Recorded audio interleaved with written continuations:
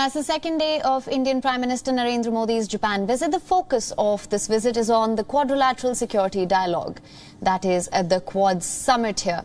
Now, Indian Prime Minister Narendra Modi is attending the quadrilateral summit with US President Joe Biden, Australian Prime Minister Anthony Albanese and Japanese Prime Minister Fumio Kishida. And after the summit, the Indian Prime Minister will be holding three key bilateral meetings today. The first bilateral will be held with US President Joe Biden in a short while from now.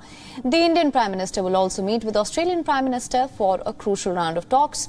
And in the second half of the day, the Indian leader will meet the host country Japan's Prime Minister Fumio Kishida.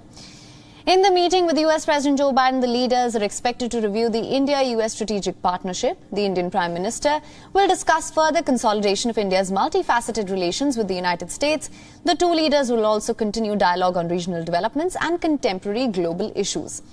The United States-India talks will not just be limited to bilateral agenda. They will also include issues of regional and global importance. Therefore, Joe Biden and Prime Minister Modi, they are expected to discuss the war in Ukraine. The Indian Prime Minister will also meet one-on-one with the newly elected Australian Prime Minister Anthony Albanese. In a pre-departure statement, Prime Minister Modi had also mentioned the comprehensive strategic partnership between the two nations. At the bilateral meeting, the multifaceted cooperation between India and Australia will be discussed, along with regional and global issues of mutual interest. And of course, then we have the bilateral lined up with Japanese Prime Minister Fumio Kishida. India sees economic cooperation between the two countries as an important aspect of their strategic partnership. In order to woo potential investors for India, the Indian Prime Minister met over 30 CEOs and business leaders in Tokyo. The Indo-Japan ties have been growing stronger under Prime Minister Modi's leadership.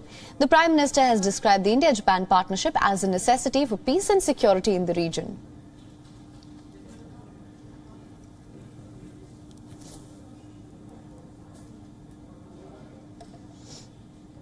And for more on this, former Indian diplomat Ambassador S.T. Devare is now joining us live from New Delhi. Thank you so much for joining us, sir. What can we expect from the upcoming bilateral between Joe Biden and Prime Minister Modi? We know that the Russia-Ukraine war is likely to come up as well. Well, as you mentioned just now, the entire range of relationship between India and the US, the security, economic, socio-cultural, technological, all aspects are expected to be discussed. Our relationship is growing stronger by the day, whether it is in strategic or economic terms. And I think since you are meeting for the Quad summit, I'm sure I think the range of discussions will also include the regional issues in the Indo-Pacific.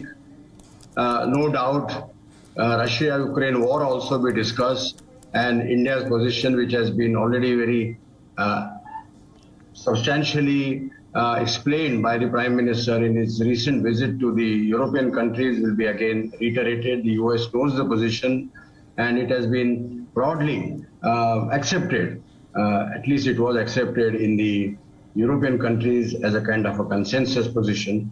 So I think these discussions are very important because Prime Minister and President Biden are again meeting in person, and this is an opportunity I think both will avail of to really strengthen their bilateral bonds further.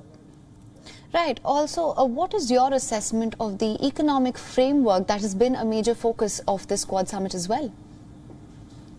It is very interesting. You see, US presidents, from President Bush to President Obama and now President Biden, all have taken initiative with respect to the formerly Asia-Pacific and now the Indo-Pacific, and they come up with new initiatives.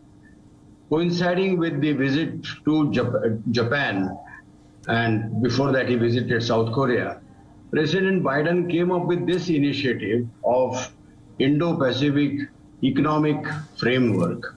And I think this, in a way, you can say it's an answer to the Chinese initiative in this region. It also brings together countries of the Indo-Pacific on a wide platform of economic issues. And these are the issues which are, unexceptional. So I think the four major issues they have been discussing is, for example, trade, supply chains, clean energy, then tax and non-corruption. These are the issues.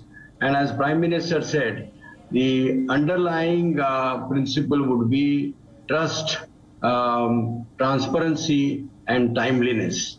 So this is an initiative which US came up with, and it has been supported by as many as 12 other countries.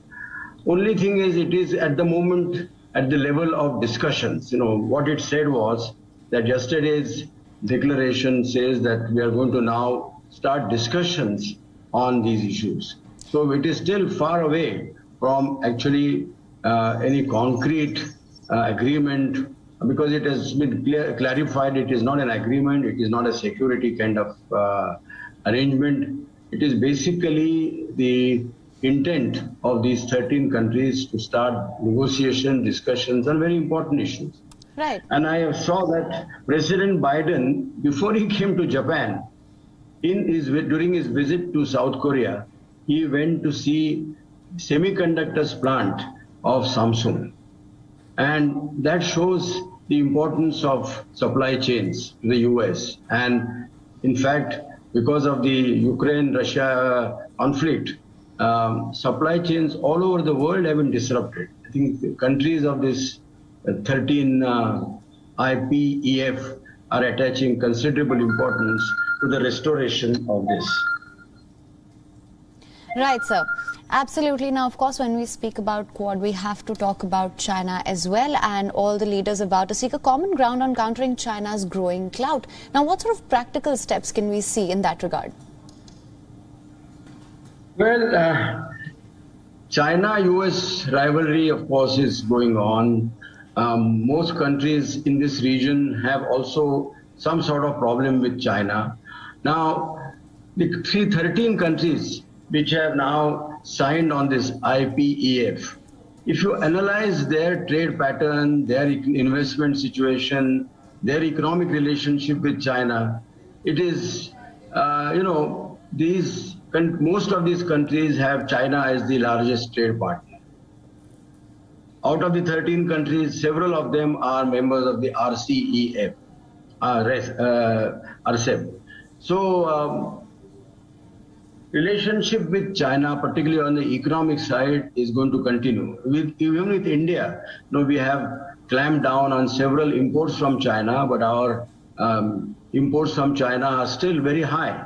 So I think that kind of interdependence which developed with China cannot just go away so soon. So it will have to be a combination of both. While we emphasize make in India, US first policy, and that is being followed by other countries as well as in ASEAN. I think it will have to be a combination of both. You maintain a kind of a distance from China, and at the same time see how you can phase out your economic dependence on China. Right, absolutely. Mas, thank you so much for joining us on this broadcast with your assessment. Thank you. WION is now available in your country. Download the app now. Get all the news on the move.